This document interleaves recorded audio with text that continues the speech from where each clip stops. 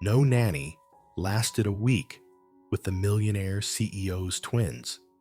So why did only she make them beg her not to leave? Before we begin, comment below and tell us where you're from. Which city are you watching from? And when it's over, be sure to rate this story from 0 to 10. Enjoy the story. No Nanny ever lasted more than a week with the millionaire CEO's twin boys until she showed up wearing ketchup on her sleeve, gum stuck to her elbow, and a smile that would change everything. She wasn't polished. She wasn't perfect. But for the first time in 8 long months, someone made them laugh again. And for the first time in his carefully controlled life, Ryan Blake, CEO, mom, father, and widower felt the walls around his heart begin to crack. This isn't just a love story. It's about what happens when chaos walks into grief and refuses to leave. The day chaos knocked on the CEO's door, Leila Torres was late. Not the cute kind of late where you laugh it off and fix your lipstick in the car mirror. No. She was late in the way. Only single women with 3 part-time jobs and 1 working alarm clock can be. Her apron was stained with ketchup. There was a piece of gum stuck to her elbow, and her left shoelace had been untied since the bus ride. This is it, she muttered to herself as she jogged toward the towering iron gates of the Whitmore estate. First day nannying for the most cold-blooded billionaire in Seattle. And I look like a hot dog that survived a tornado. No one answered when she rang the bell. So she pushed the gate open and walked through like she belonged there. She didn't, not even close. The mansion rose ahead like a glass museum, tall, cold, and painfully quiet. She stepped inside and braced for rejection. Instead, she got chaos. Vroom! To the chandelier. The scream came from the living room. Leila ran in just in time to see a drone attached to rolls of flying toilet paper zip through the air like a missile. 2 little boys, maybe 6 years old, were cheering like lunatics beneath it. The drone smacked straight into a crystal chandelier, which swung wildly, sparkling like a disco ball about to shatter. The boys clapped. Leila stared.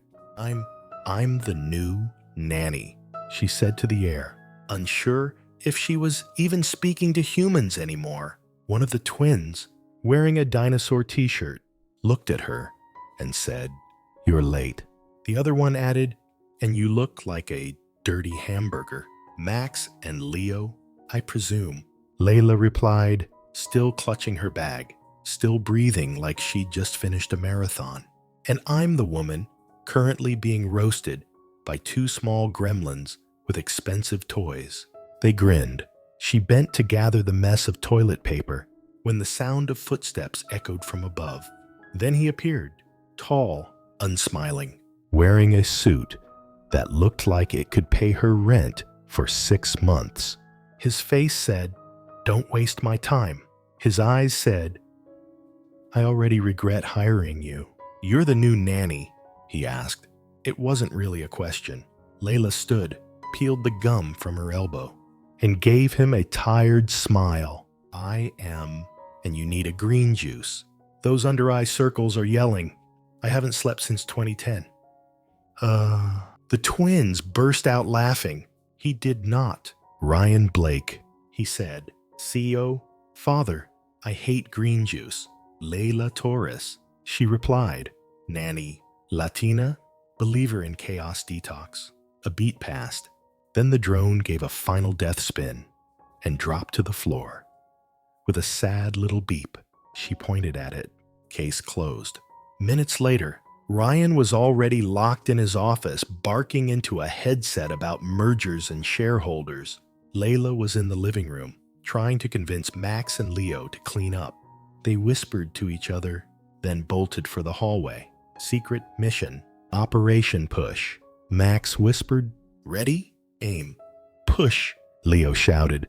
Before she could react, they shoved her hard down the hall. She crashed into a door that opened too fast and slammed shut behind her. The room was an office, large, glass-walled, and occupied.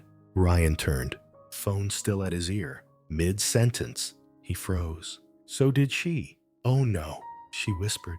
Please tell me this isn't happening, he muttered. It is, she confirmed, eyes wide. And you've got ketchup on your shoulder, he added. Yes, I do, she said with a sigh. He stared at her. They locked us in here, he asked. They did. She nodded. There was a long silence, the kind that stretches just long enough to be awkward. Then something shifted in his eyes. Just slightly. They haven't laughed like that in months, he said. Not since their mother passed. Leila's expression softened. I'm not a psychologist, she said quietly, but I have a doctorate in surviving weird kids, and I don't break easily. Not even under drone fire. Ryan let out a breath. I thought you'd quit. I thought about it, she admitted. But when they laughed, I figured that's worth sticking around for. Outside the door, two tiny ears pressed close against the wood. Operation New Mom, Max whispered, is going better than expected. Chapter 1. The Tornado and the Tycoons. There were tornadoes that touched down on open plains. And then there were 6-year-old twin boys named Max and Leo. Leila Torres stood in the middle of the Whitmore Mansion's living room, holding a decapitated action figure in one hand and a half-eaten banana in the other. Neither item belonged to her. Somewhere in the upstairs hallway, one of the twins screamed. To the basement. The floor is lava. Seconds later, a thunder of bare feet. Then silence.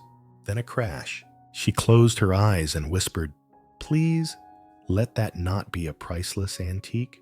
In the 2 hours since she'd started her first day as the Whitmore nanny, she'd already cleaned orange slime off the marble countertop, diffused a glitter bomb in the kitchen, and intercepted a very serious argument about whether dragons could beat velociraptors in a cage match. Leila had survived worse. A blackout during a toddler birthday party, a toddler throwing up on a church altar, a dog biting off her left pant leg, mid-interview. But none of that compared to the hurricane that was Max and Leo Blake. She was just finishing folding the third load of laundry, most of it superhero capes and mismatched socks, when the elevator dinged and Ryan Blake appeared in the hallway, still in a suit, still carrying that stern, sleep-deprived CEO. Energy, like it was stitched into his bloodstream. Do I even want to know what that sound was? He asked, without looking up from his tablet. Leila glanced toward the kitchen, where Leo had tied a saucepan to a ceiling fan and called it space soup. Probably not, she answered. Ryan looked up. For a second, his eyes rested on her face. Her curls were frizzing from the humidity. Her apron was now battle-stained with glitter glue, and she'd given up on tying her shoelaces altogether.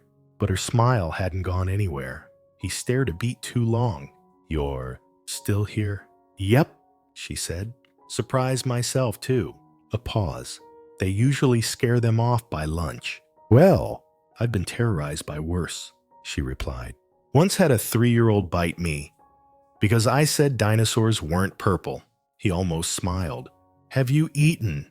He asked. It took her a second to realize he was talking to her. No.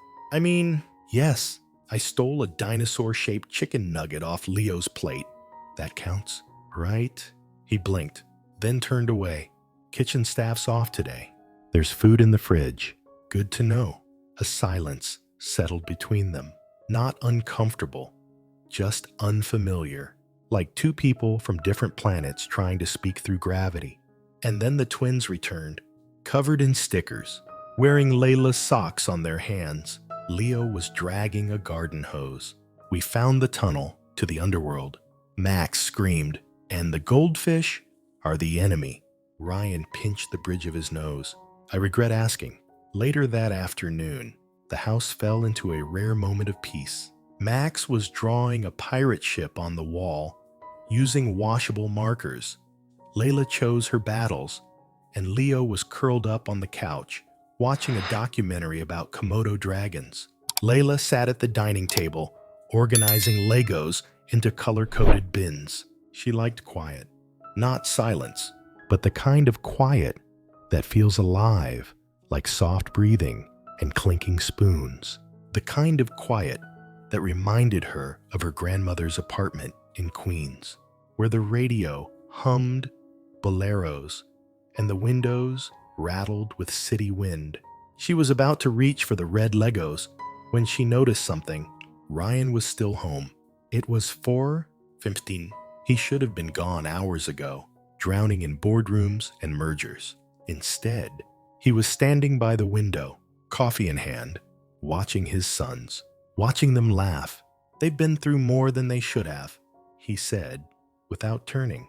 Leila sat back in her chair. "I figured they used to laugh all the time. Drove the staff crazy. Now they hardly talk to strangers." "Well," she said, "I'm not a stranger anymore." That made him look at her. There it was again, that quiet flicker behind his eyes. "You said they scared off the last nanny before lunch," she added. "How many have there been?" "8. 8 nannies." She blinked. "In 6 months." He nodded. "One lasted 3 hours. Another said she was going to the store and never came back." "Wow," she whispered. "The truth is," Ryan said, his voice lower now, "since their mother died, no one's been able to reach them." Leila swallowed. There was grief in his voice, the kind that hadn't been spoken out loud in a long time, the kind that curled itself into corners of the house, into the way Max clutched his blanket, into the silence that lived behind Leo's big questions.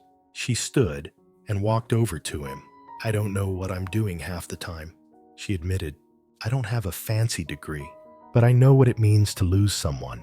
And I know that healing doesn't happen with rules.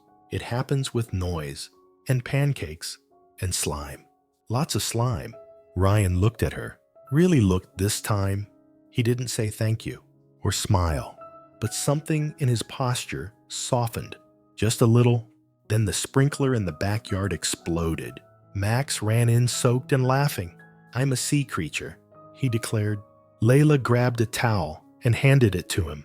Leo came sliding in behind, slipping and colliding into Ryan's leg. "Attack of the mermen," Ryan muttered. Leila grinned. "We'll clean it up." "No, you won't," Ryan said, shaking his head. "I'll get George." "You sure?" They laughed. He said quietly, his eyes drifting to the boys, "That's worth the mess." Leila didn't reply. She just looked at him, and for a split second, she saw it. A crack in the armor. Not big, not wide, but enough light was starting to get through. Chapter 2. The Locked Room. Max had always believed in secret missions. Leo had always believed in pushing buttons.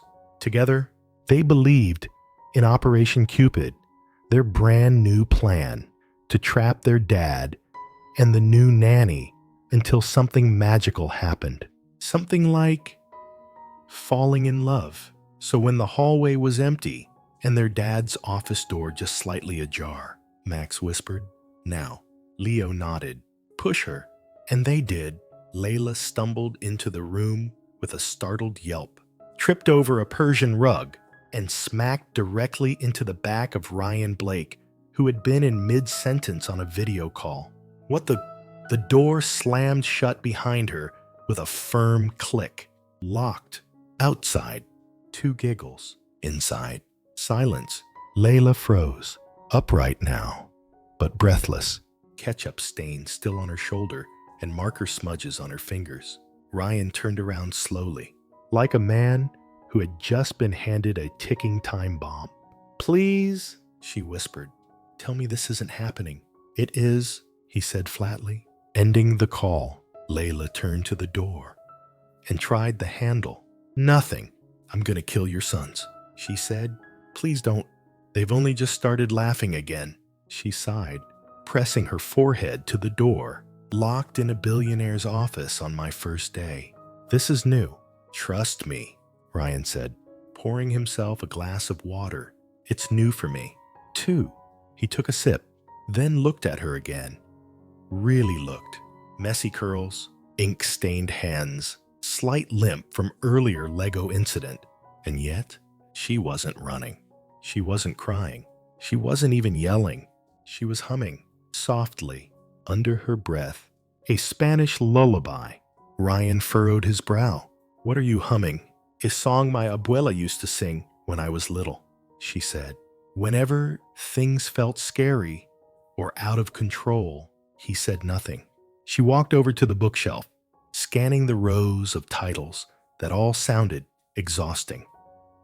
Markets, mergers, macroeconomics. Don't you have any fiction in here? She asked. Fiction doesn't build empires. Neither does burnout. That made him glance up. You don't seem intimidated, he said after a pause. Most people are. She smiled. Oh, I'm very intimidated. Just not by you. He blinked. Excuse me. I mean not in a bad way. She laughed. You're smart. Sure. And powerful. And you have cheekbones that could cut glass. But you're also tired. And lonely.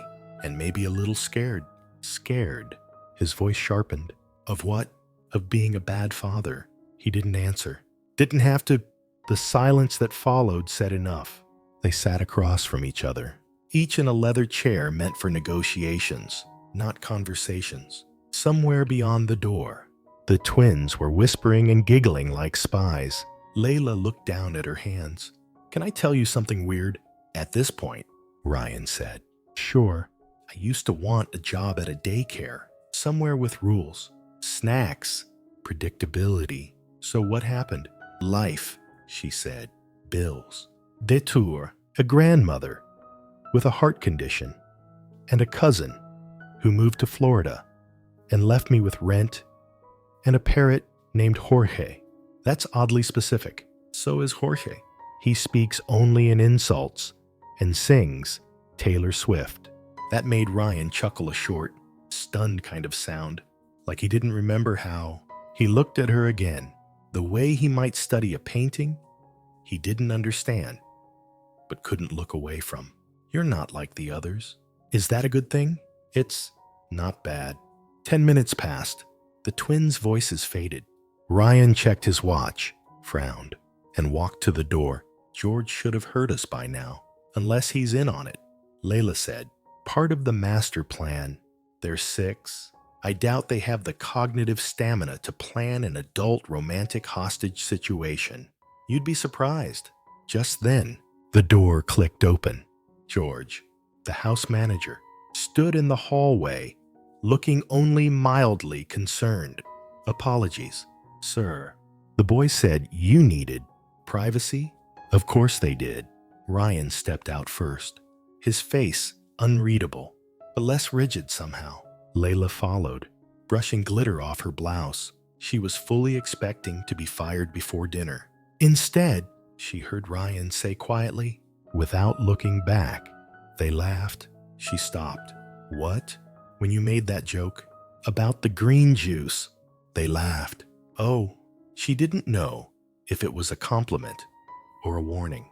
But then he added, it's the first time I've heard them laugh like that since the funeral. And with that, he walked away. Leila stood there in the hallway, heart tugging in her chest. Maybe this wasn't just a job. Maybe it was something more. A beginning. A messy, inconvenient, unexpected beginning. Chapter 3. A deal with a gentleman. The next morning began with an explosion. Not a literal one, but when you're dealing with twin boys and a broken waffle maker, it might as well have been. Leila stood in the center of the Whitmore kitchen, flipping batter off the ceiling with a spatula, while Max and Leo ran in circles chanting, Waffle Volcano, Waffle Volcano. By the time Ryan walked in shirt-pressed, tea perfect, coffee already in hand, Leila had batter in her hair, syrup on her socks, and one slightly burned spatula in the sink. He blinked once. Everything? All right. Leila wiped flour off her cheek and gave him a look. Your son's attempted breakfast science. Did it involve explosions? It involved an entire stick of butter and something they called lava settings. Ryan nodded. Sounds about right.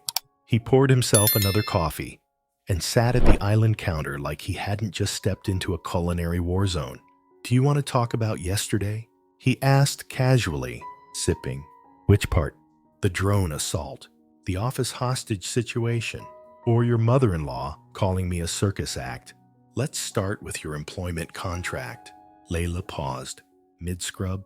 Oh, you're letting me go. I'm offering you a full-time position. She turned slowly. Wait, what? You said something yesterday. He continued, as if discussing the weather, about making them laugh, about it being worth more than money. I was half hallucinating from stress.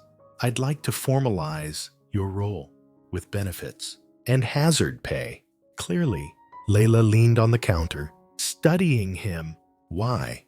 Because you're the 9th nanny in 6 months and the first one to survive the boys and make them sleep through the night. And I watched them hug you this morning. It beat. Leila's voice softened. Ryan, I need you to know something before I sign anything. He set his coffee down. All right? I'm not going to raise them like glass dolls. I don't believe in silent dinners and perfect posture. I believe in pillow fights, ridiculous questions, messy art, and bedtime stories that involve unicorn pirates. Unicorn pirates. It's a thing. Trust me. And what do you want in return? Respect, communication, and the ability to wear socks with food patterns. Ryan blinked. Food patterns. Today it's waffles. Tomorrow? Who knows? Maybe spaghetti. He leaned back, something almost resembling amusement playing at the corners of his mouth. You're negotiating with the CEO of one of the largest tech corporations in North America. And I'm holding a spatula like a sword. So, I'd say we're evenly matched. The silence between them was charged, not romantic. Not yet, but alive. Then Leo ran into the kitchen, carrying a plush T-Rex with googly eyes. Leila. Mr. Wiggles needs CPR. Leila immediately dropped the spatula. On it, Doctor. Ryan watched her drop to the floor and begin mock chest compressions on the toy, complete with dramatic gasps and a made-up medical chant in Spanish. Max followed with a towel over his shoulder like a surgeon. We're losing him. Not on my watch. Ryan shook his head. You're chaos, he muttered. I'm medicine, she replied without missing a beat. This house needs a little chaos, a little healing chaos. That night, after the boys were in bed and the house had settled into its softest quiet, Leila stood in the hallway just outside Ryan's office, holding a folder. He looked up when she entered. Finished reviewing your demands? He asked. I have a few edits. She handed him the folder. Inside was a slightly wrinkled paper, her version of a contract. At the top, she had written, unofficial, highly emotional, slightly glittery agreement. Underneath were 4 clauses. Laughter must happen daily. Slime is a valid emotional release. Bedtime stories are non-negotiable. Family isn't about blood. It's about showing up. At the bottom was a space for signatures, followed by one final line, scribbled in pink ink. I don't want this to just be a job. I want it to matter. Ryan stared at the paper for a long moment. Clause 4, he said. That's the one that scares me. Good, Leila replied. That means it's real. He signed it with the same pen he used to sign million-dollar contracts, and then, without a word, handed it back to her. Congratulations, he said. You're officially part of the madness. Leila smiled. You have no idea what you've just agreed to. On the contrary, he said quietly, I think I do. Outside the door, Max and Leo high-fived in the dark. Operation New Mom is still on track. Max whispered, Phase 2, make them dance. Leo added, they tiptoed off, already planning their next mission. Chapter 4, The retreat. When Leila had first heard the word retreat, she pictured yoga mats and tea that smelled like soil. She didn't expect a lake house tucked deep into the pine-covered hills outside Seattle, and she definitely didn't expect to be invited. "It's a weekend trip," Ryan said over breakfast. "Just me and the boys. No staff." "Then why am I invited?" she asked, still wiping applesauce off Leo's cheek. "Because when you're not there, they cry. And when you are, they don't." That was all he said. No smile, no extra words. But that one sentence stuck with her the whole drive. The lake house was smaller than the mansion, but warmer. The kind of place that smelled like cedar and cinnamon, old couches, soft blankets. A place meant for slow mornings and barefoot evenings. Max immediately declared the loft bedroom his secret lair. Leo found a lizard outside and named it Greg. Ryan unpacked silently. Leila watched from the porch. He didn't bring a laptop, not even his phone, just books, real ones. "Who are you?" she teased as he passed her with a stack of firewood. "Temporary woodsman. Don't get used to it. You own, like, 20 companies. And this weekend, I own exactly one task. Don't let the kids drown." Reasonable. They built a fire together that night. The boys roasted marshmallows and told ridiculous ghost stories involving a haunted refrigerator and a ninja squirrel. Ryan actually laughed, not the polite CEO kind. A real surprised laugh. Leila didn't say anything, just watched the way his eyes softened in the glow. Later, when the boys were asleep upstairs in a heap of sleeping bags and stuffed animals, Leila found Ryan alone on the dock. Moonlight shimmered over the lake. The only sound was crickets and the occasional hoot of an owl. She wrapped her cardigan tighter. "You okay?" she asked. He didn't answer for a while. Then, "This was our place," he said softly. "Mine and Claire's. The first place we ever brought the boys." Leila stood beside him, not touching, not speaking, just present.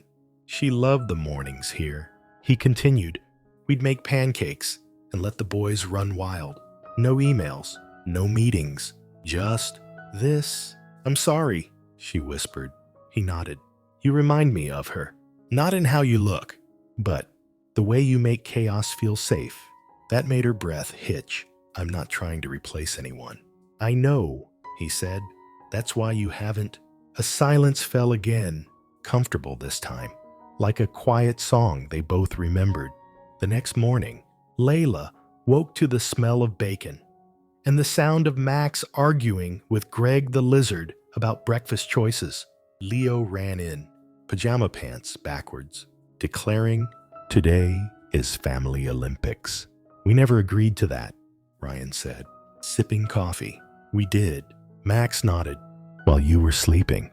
"We signed a contract," Leo added, holding up a scribbled napkin with jelly on it. So they played 3-legged races, water balloon, dodgeball, a very intense pancake flip-off that Leila won with flair. Ryan lost every round and smiled every time. That evening, after the boys were tucked in and the lake was quiet again, Ryan walked out to the fire pit where Leila was warming her hands. "You let me lose?" he said. "You needed it more." He sat beside her, close. Their shoulders touched. Neither moved away. "This has been," he started, then stopped. "What?" she asked gently. A reminder of what life could feel like. She looked over at him, eyes tired, heart guarded, but open, just a sliver. "It doesn't have to be temporary," she said softly. "You say that like it's easy." "It's not," she said, "but neither is being alone." For the first time, he didn't answer with words, just the way his eyes lingered on her face. The way he didn't pull away when her fingers brushed his. The way the silence between them felt like home. Chapter 5. The fire pit. The fire had burned low. The boys were finally asleep, tangled together in a quilt on the cabin floor, cheeks pink from fresh air and laughter. Leila stepped outside to check the last logs. The sky was navy blue now. The lake still stars scattered like promises. No one dared say out loud. Ryan was already sitting there, at the edge of the pit, a blanket around his shoulders and a glass of wine resting between his palms. He didn't look up when she approached. "You always sit in the dark?" she asked softly. "It's quieter," he murmured. "It's lonely," she corrected. He didn't argue. She sat beside him without asking, pulled her knees close, and let the heat of the fire warm her shins. They watched the embers crackle for a long time. "You loved her," Leila finally said, not as a question, just a knowing. "More than I knew how to say," Ryan replied. "Claire was the planner, the feeler.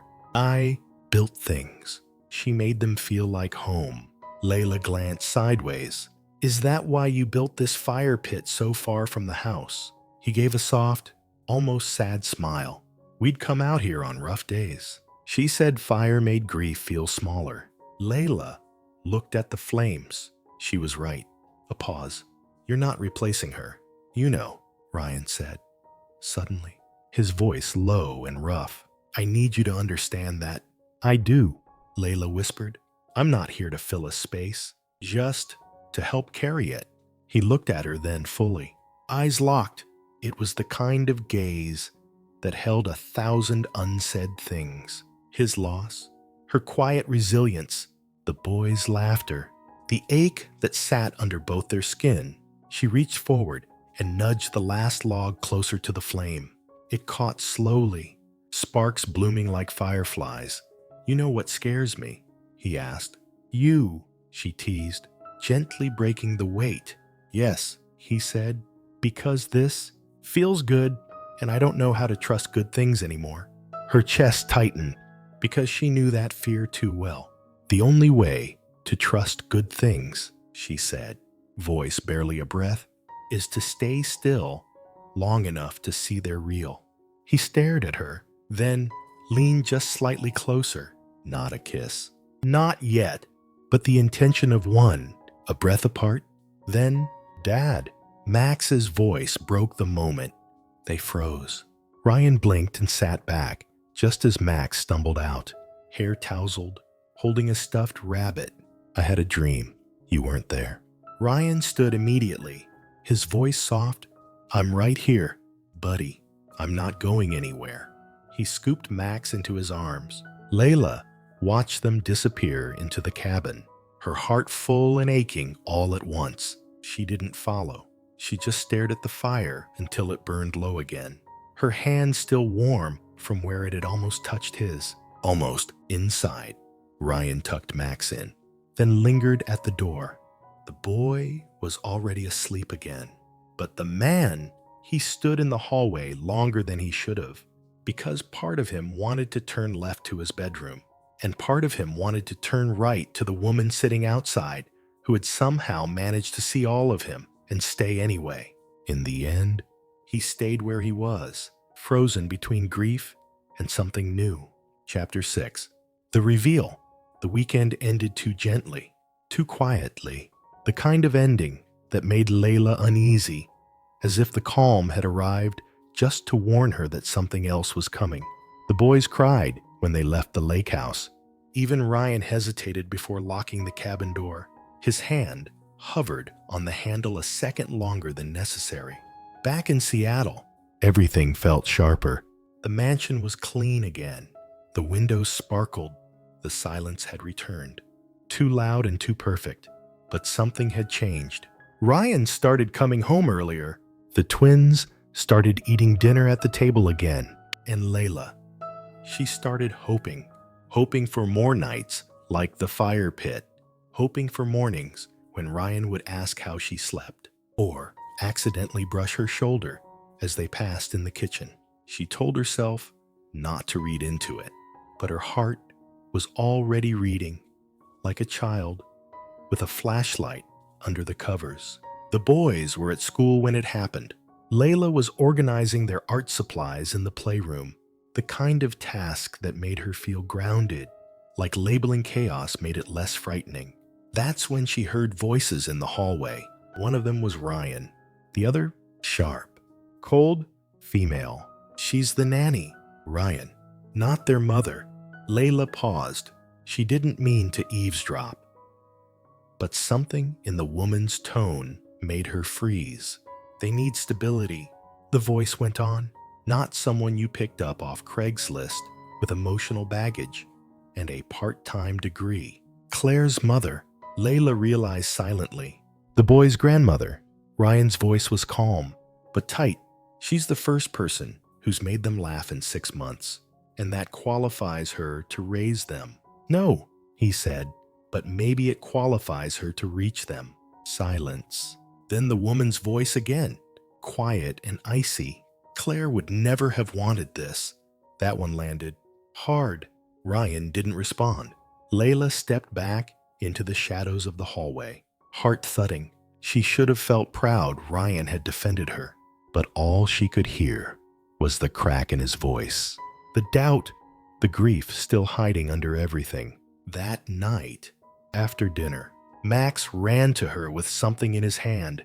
Leila, look what I found in Daddy's office. It was a photo, old, bent at the corners, Claire radiant and real, holding both boys when they were still babies. Ryan beside her, younger, smiling.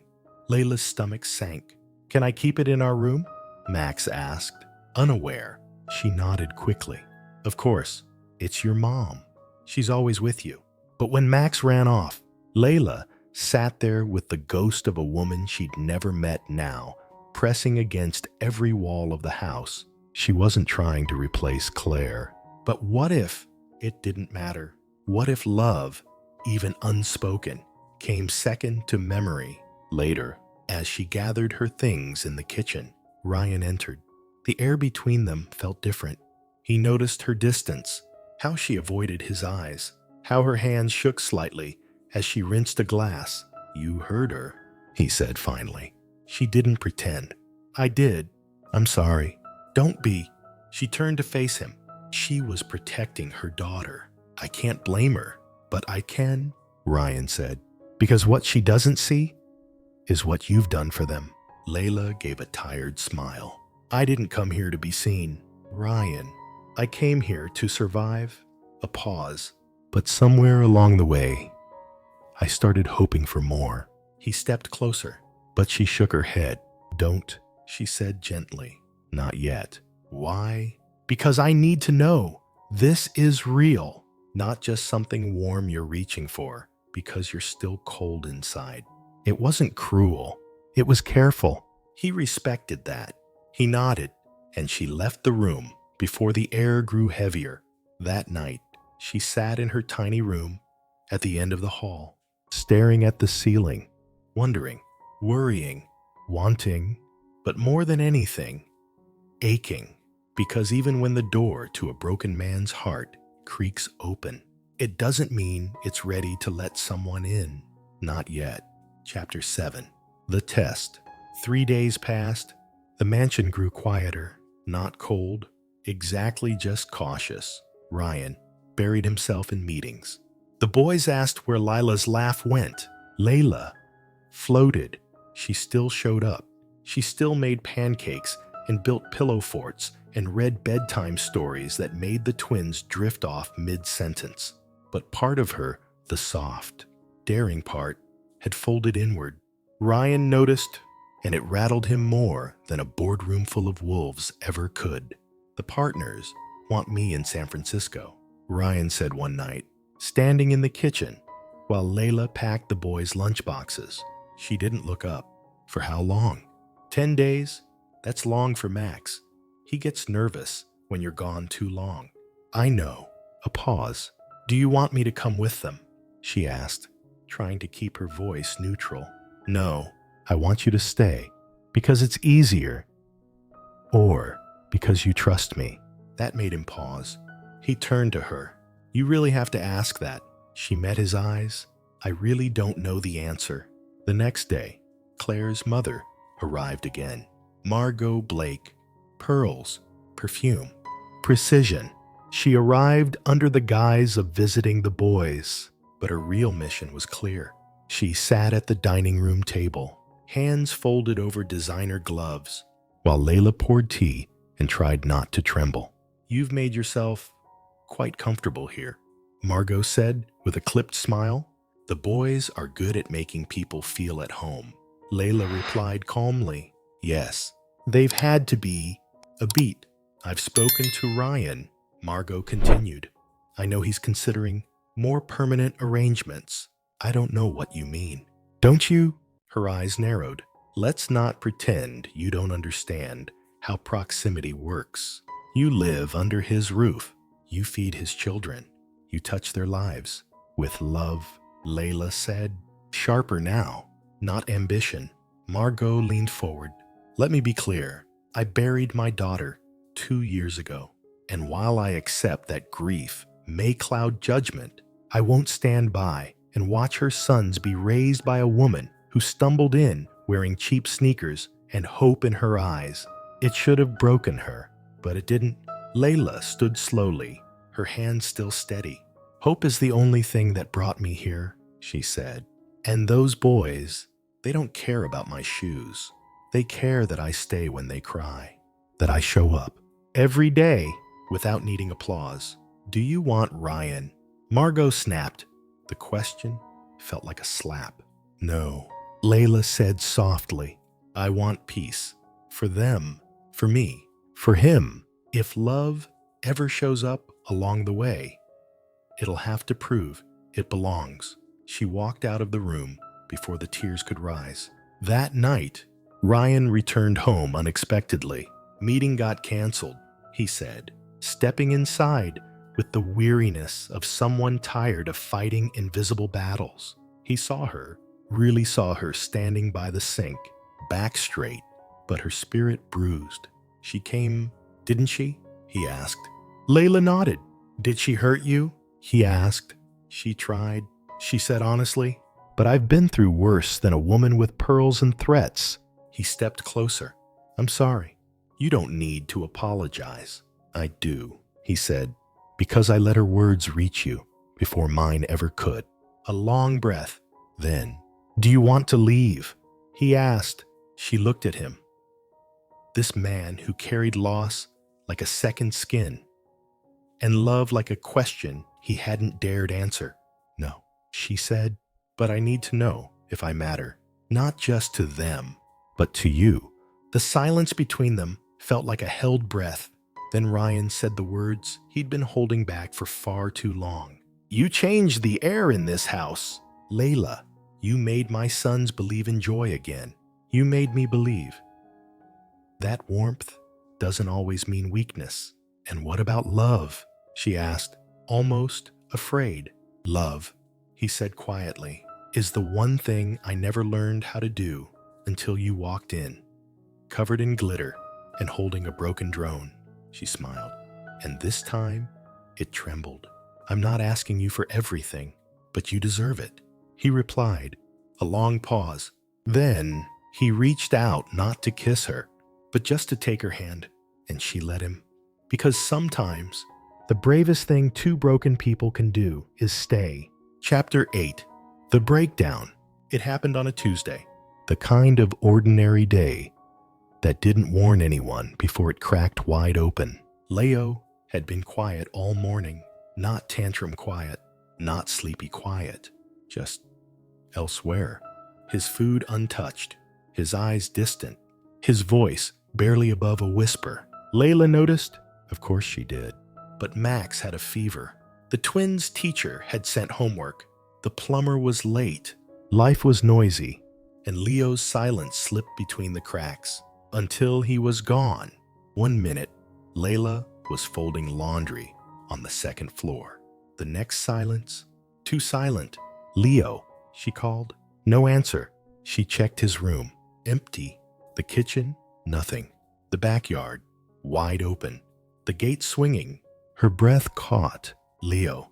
The scream ripped from her. Before she even felt it rising, she ran. Barefoot. No phone. No plan. Just instinct and fear. And the sound of her own heart crashing in her ears. Ryan was still in a meeting, When the call came in from George, all he heard was one sentence. "Sir, Leo's missing." He didn't even hang up. He was out the door in seconds. They found him an hour later, curled up under the bench in the rose garden near the north side of the property. Leila got there first. She fell to her knees in the dirt, arms trembling, voice breaking. "Leo, baby, why? Why did you leave?" He didn't look at her, just whispered, almost too softly to hear. "I thought maybe if I left, my mom would come find me." Her whole body shattered. She gathered him in her arms, pressing kisses to his forehead, the soil staining her jeans, the wind catching her breath. "Oh, sweetheart," she sobbed. "She's not coming. But I will. Every time. I will always come for you." That's how Ryan found them. Leila on her knees, Leo in her arms. The strongest man in the city stood frozen powerless, watching the two people who had broken him, and were now the only thing that kept him whole. He sank to the ground beside them, arms wrapped around both. And for the first time in 2 years, Ryan Blake wept. Not quiet tears, not the kind you wipe away and pretend never happened, but real ones. Grief cracked open, guilt finally leaving his chest, love rising like a tide. Back inside, after Leo was tucked into bed and Max lay sleeping beside him, Leila sat at the kitchen table, her fingers still dirt-streaked and shaking. Ryan entered. Wordless, he poured water, set it in front of her, then sat. She didn't look at him. "I should have seen it. I should have." "Don't," he said firmly. "This wasn't your fault." "But I was—" "Leila," he said again, softer now. "Stop." She looked up at him then, and the look in his eyes made her stop breathing. "You saved my son," he said. "You saved me, and I've been too afraid to admit that I need you. Not just as the nanny, not just for the boys. A beat. I need you," he whispered. "For me." Her lips parted, but no words came, just tears and a soft nod. He stood, crossed to her, knelt beside her chair, took both her hands in his. "I'm not healed," he said. "Not all the way. But if you stay, I'll fight for it. For us, even if it gets messy, especially if it gets messy." Her voice cracked. "Then I'm not going anywhere." He leaned in, slow, careful, and kissed her hand. Not her lips, not yet. Just a kiss on the place where she carried every bruise, every comfort, every silent promise, because this wasn't about seduction. It was about surrender. Outside, the rain finally started, soft, cleansing. Inside, a man and a woman sat in the quiet aftermath of fear and decided not to be alone anymore. Chapter 9. The Offer. The morning after the storm, the air felt different, lighter, like something had broken loose, not destructively, but with grace, like a weight that had finally rolled off the chest of the house itself. The twins woke up unusually calm, almost gentle, as if their little hearts had felt the shift too. Ryan made pancakes, real ones, with chocolate chips and lopsided shapes and slightly burnt edges. Leila just watched him in disbelief. "You're cooking," she said, like it was a miracle. "Don't get used to it," he replied. "It's an apology pancake." "For what?" "For waiting this long." Her heart skipped, but he didn't push it. Not yet. Later that afternoon, George handed her a sealed envelope. Heavy, embossed. Leila frowned and opened it on the back steps, the sun warming her knees as she sat. Inside was a formal letter and a contract from Whitmore Ventures Human Resources.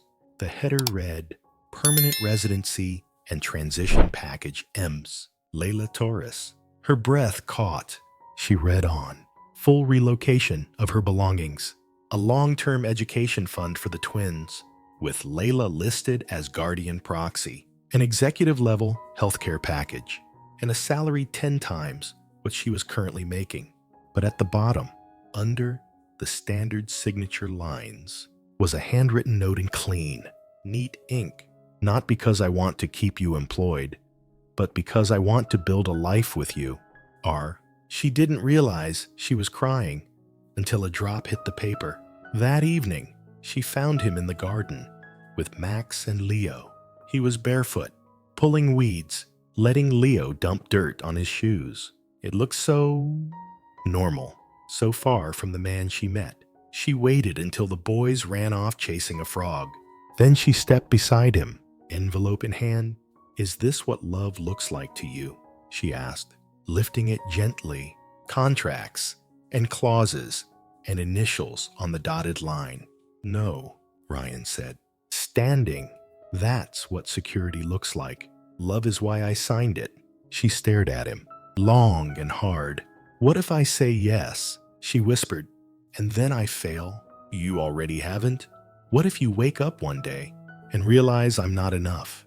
Then I'll remind myself that no one has ever seen me the way you do. And that kind of love doesn't come twice." She was trembling now, but her voice was steady. "I didn't come into your life to fall in love with a CEO, Ryan. I came because two little boys needed someone who wouldn't leave. And I stayed," he said, "because you needed someone to say, 'You belong.'" He took the envelope from her hands, tore it in half, let it fall to the grass. "I don't need a contract," he said. "I just need you to stay because you want to. And if I don't," she asked, voice breaking, "then I'll let you go, even if it breaks me." Silence. Then, "I'm not going," she whispered. "Not unless you ask me to." And that's when he pulled her in. No preamble, no hesitation, just arms around her waist, lips on her mouth, years of grief and guilt and hope and heat and home in one kiss that made the whole world hush. When they broke apart, she smiled against his cheek. "You taste like dirt and panic, and you taste like forever."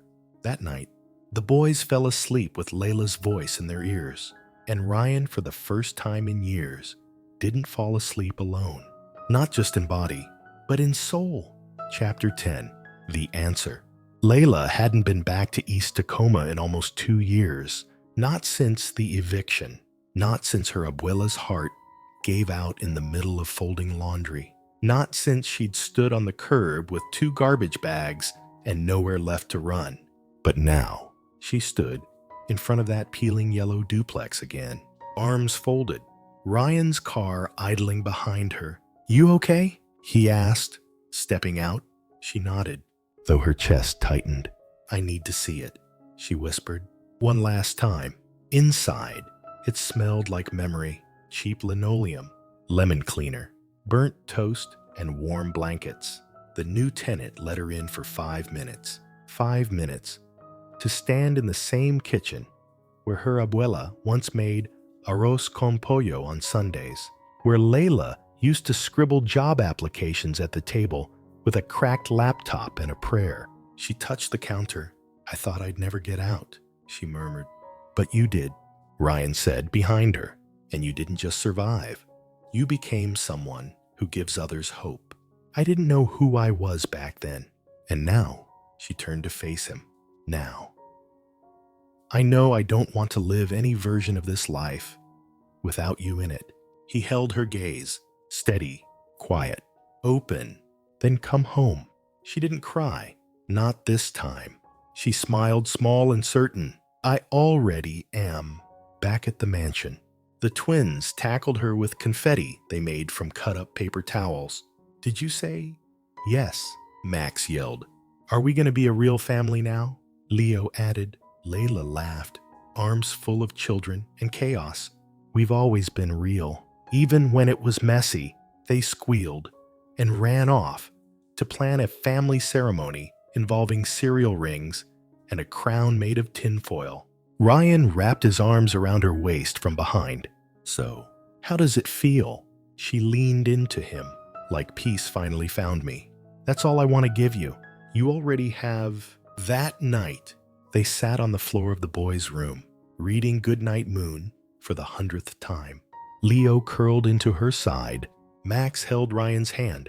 When the lights went out, Leo whispered, "You're gonna stay forever." right? Leila looked at Ryan, then back at the boy who had once run away, looking for the mom he lost. Forever, she whispered. Even when it's hard, even when it's scary. Especially then, and when the boys were asleep, and the house was still, and the ghost that once haunted them had finally quieted. Leila and Ryan stood on the porch, watching the sky shift from purple to blue. We did it backwards, she said softly. Met through chaos, fell in love during grief, built a family out of broken pieces, he added. Not broken, she corrected, just rearranged. He turned to her, kissed her forehead. You were never the nanny, Leila. You were the answer. She smiled. To what? To every question. I stopped asking after she died. She took his hand, warm and solid in hers, and together, not perfect, not polished, but real, they walked back inside, into their home, their future, their true love story. It was never about perfection. It starts with the sound of a door closing softly, not slamming, not breaking, just closing behind a chapter that no longer fits. Leila stands in the hallway of a house that once belonged to someone else's grief and now echoes with laughter, morning cereal crunches, and bedtime stories told in 3 languages. She watches Ryan carry Max upstairs, Leo, trailing behind with a blanket over his head like a superhero. There's no grand speech, no dramatic music, just the smell of something baking, the hum of the dishwasher, and the feeling that for the first time in years, life has chosen peace over performance. Ryan catches her gaze and smiles like he's still surprised she's real. And maybe she is.